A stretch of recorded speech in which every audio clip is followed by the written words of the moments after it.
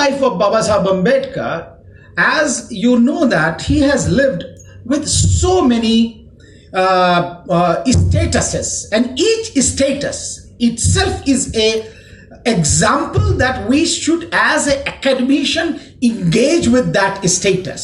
As a student, without any help, with all of hurdles, how he achieves a scholarship, and that to a foreign scholarship, and goes and becomes a graduate, a doctorate from not one university but two university, and all on scholarship. So it's a great achievement in itself, and the students should take example for that how you can study even if there are hurdles, social hurdles, political hurdles, and financial hurdles, and yet you can come across. People give up so soon. I know that how students come and cry, but I think this is an example of Babasaheb Ambedkar's life, that you can definitely come all the hurdles which you face. The second, of course, as a researcher, किस प्रकार का उन्होंने शोध किया, और शोध के बाद किस प्रकार का ज्ञान उत्पादन किया, यह भी अपने आप में एक एग्जाम्पल बनता है.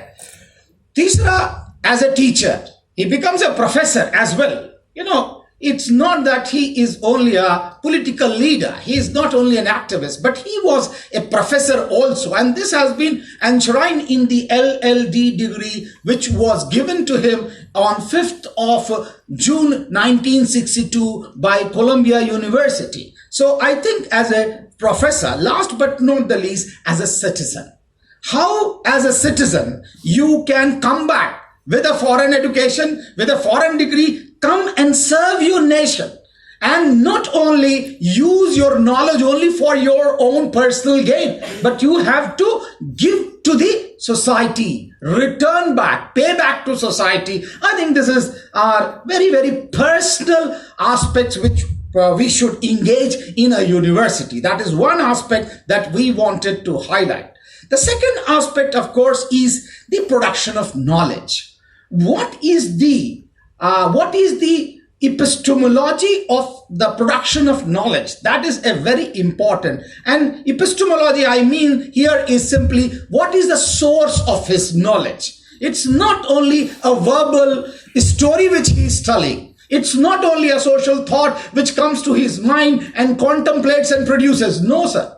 He has a very authentic referential production of knowledge, and his references have, at least I have tried to look into 9 references which come to my mind succinctly when I look at his production of knowledge, from archaeological evidences, archival evidences, Indological sources, census data, data from commissions, data from committees, data from paper clipping. I have seen paper clipping. 1934, he was having paper clippings to produce or to say something.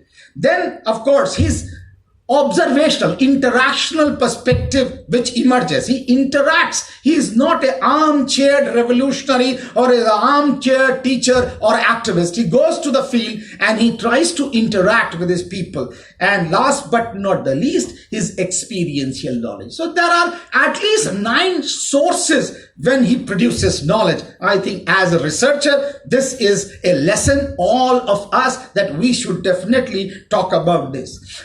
What about the perspective of knowledge with which he has produced? And I think there are 4 perspectives that I could look into in his reading. I may be a small fry. There may be better minds sitting in front of me. They will give you more perspective, that, but at least 4 perspective. 4 प्रकार के दृष्टिकोण उनकी जो ज्ञान मीमांसा है उसके अंदर प्रदर्शित होते हैं. पहला, एक historical. There is a historical perspective in Babasaheb Ambedkar's writing.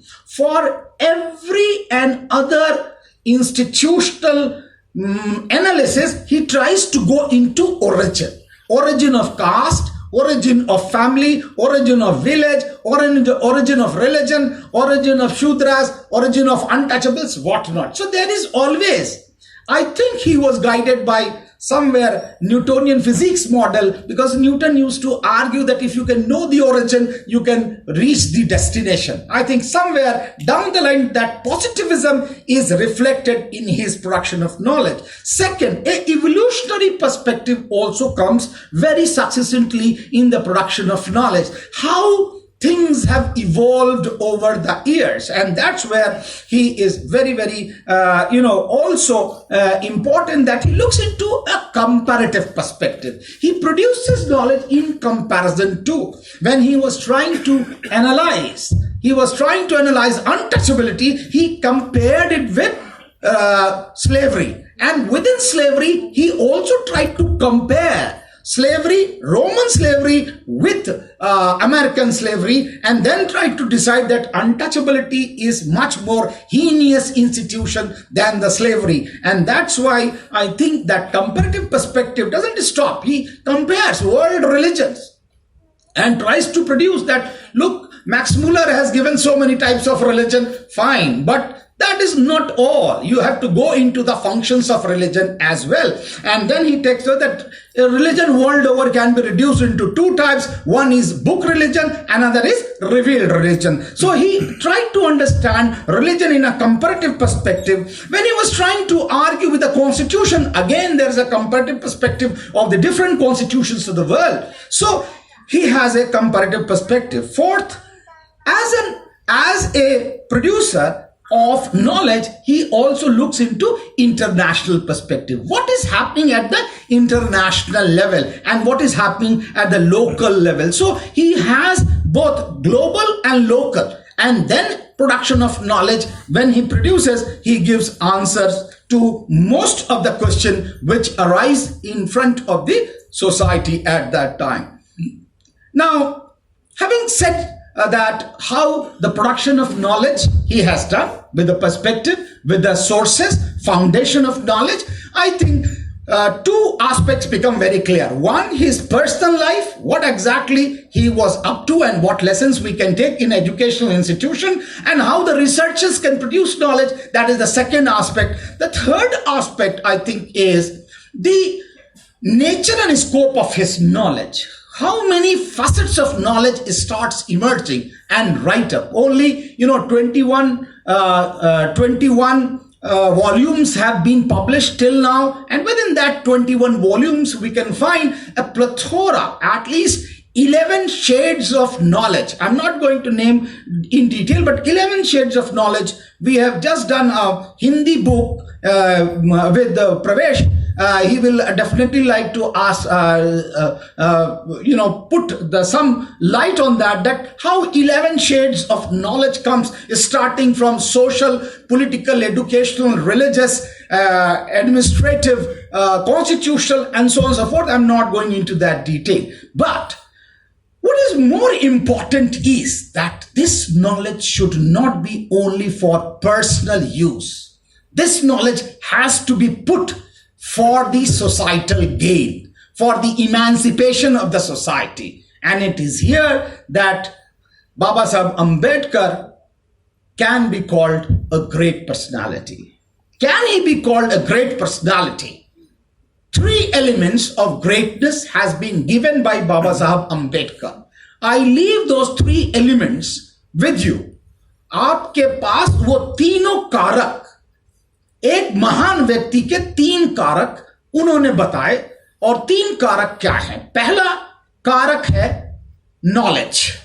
ज्ञान व्यक्ति को महान बनाता है। अगर ज्ञान है तो आप महान हो सकते हैं, लेकिन केवल और केवल ज्ञान व्यक्ति को महान नहीं बनाता, क्योंकि ज्ञान है, आप उसका मिसयूज भी कर सकते हैं, आप उसका यूज भी कर सकते हैं। लेकिन इसलिए बाबा साहब ने कहा केवल और केवल ज्ञान व्यक्ति को महान नहीं बनाता, ज्ञान के साथ नैतिकता, there has to be morality along with knowledge. And that morality along with knowledge makes a person great, can make a person great. But that is not all. If you have only morality and knowledge, that will not, and you are sitting at home, that will not make you great. The greatness comes only when you use that knowledge along with morality to scourge and scavenge the perils of the society. जब समाज किसी संक्रमण काल से गुजर रहा हो, तब आप उस ज्ञान को अपनी नैतिकता के आधार पर समाज को रास्ता दिखाने के लिए ज्ञान का प्रयोग करते हैं, तब व्यक्ति महान कहलाता है। इसलिए महानता की जो निशानी है वो ज्ञान, नैतिकता से ज्ञान का प्रयोग समाज के उत्थान के लिए जब किया जाता है, तब व्यक्ति महान बनता है। तो इन तीनों कसौटी पर अगर हम बाबा साहब को कसेंगे तो क्या हम महान कह सकते हैं? महान व्यक्ति प्रसिद्ध व्यक्तियों से अलग होता है। A great man is different from famous person. Famous person can be, Amitabh Bachchan can be famous, but he cannot be called as great man because he has used his art for his own lively style. Sachin Tendulkar has used his art for his own personal gain. They have thousand rupees currency and they have actually a business empire. But here Baba Saheb Ambedkar, when his son passed away, he did not have even 2 squares cloth to cover him. That was the greatness of the person, and that's why we in an educational institution should research, should engage and produce knowledge so that our society can be emancipated. This is the small, framework with which we want to approach Baba Saheb Ambedkar in this university. Thank you so much.